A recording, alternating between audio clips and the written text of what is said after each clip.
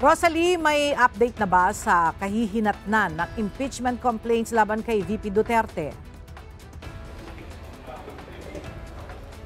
Ella, naka-wait and see tayo sa mga mangyayari dito sa House of Representatives, lalo na't ngayong araw, ang huling araw na may sesyon sa plenaryo ng Kamara bago ang nakatakdang break sa February 7 para sa election season. Magsasagawa na ng vigil ang iba't ibang impeachment complainants mamayang hapon sa harap ng Kamara. Sa gitna ito ng pagkatenga ng mga reklamong ibig magpatalsik kay Vice President Sara Duterte, bunsod ng paggastos nito ng confidential funds. Layo ng vigil na bantayan ang mga huling oras ng sesyon ng Kamara at kung ano ang magiging hakbang ng mga kongresista, lalo na sa mga nakabinbing impeachment complaints laban kay VP Duterte. Giit ng mga complainant ang kailangan ay fast break para madala ang articles of impeachment sa Senado.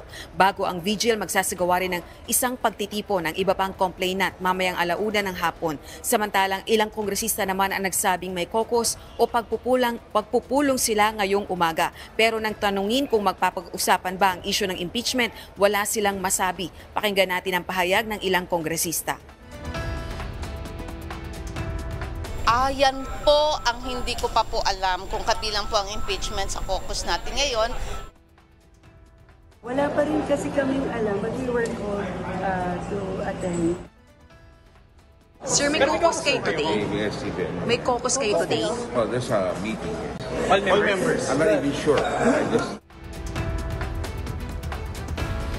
Si House Deputy Minority Leader, ACT Teachers Party List Representative Franz Castro naman, merong nabanggit tungkol sa sinasabing caucus o meeting na napakinggan niya sa kanyang kasamahan. Parang naghahanda yata ang majority doon sa ipipresent mamaya about impeachment. So I have to verify pa nga kung ano yung impeachment complaint na yon. Is it 1, 2, or 3? Or 4? Or 4? Or 4 naman. Diba, in-expect daw na makukuha yung 103 pero nag-expect pa ng more than that.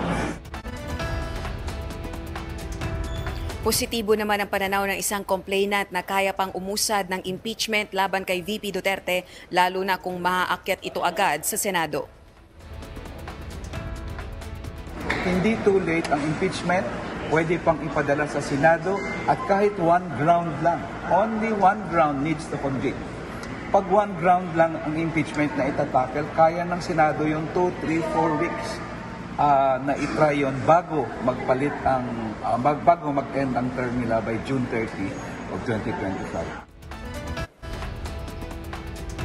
Samantala, Ella, bukod sa issue ng impeachment, ngayong tanghali ay nakatakda naman ang isang necrological service ng Kamara para sa namayapang veteranong kongresista si Albay 1st District Representative Edsel Lagman, ang presidente ng Liberal Party. Balik sa iyo, Ella. Maraming salamat, Rosalie Coz.